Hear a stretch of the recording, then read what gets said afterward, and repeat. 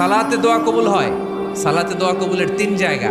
একটা হচ্ছে তাকবীরে তাহরিমার পরে আমরা সানা পড়ি না, আমরা তো একটা পড়ি, আল্লাহর হাবিব সুন্নাহ এবং নফল নামাজে আরো পড়তেন সানা, ওই দোয়া কবুল হয়। দুই নম্বর জায়গা সালাতে সেজদায় পড়ে দোয়া করলে কবুল হয়।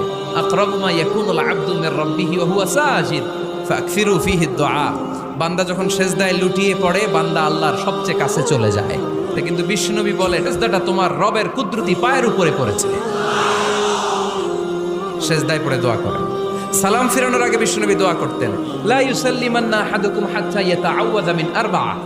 আল্লাহর হাবিব বললেন, চার জিনিস থেকে পানাহ না আছে আমার কোন উম্মত যেন সালাম না ফিরায়। তারা যেন পড়ে আল্লাহুম্মা ইন্নী আউযু বিকা মিন আযাবিল কবর, আউযু বিকা মিন আযাবি জাহান্নাম, আউযু বিকা মিন ফিতনাতিল মাহইয়া ওয়াল মামাত, আউযু বিকা মিন ফিতনাতিল মাসিহিদ দাজ্জাল। আল্লাহ কবরের আযাব থেকে বাঁচাও, আল্লাহ জাহান্নামের আগুন থেকে বাঁচাও, আল্লাহ জীবন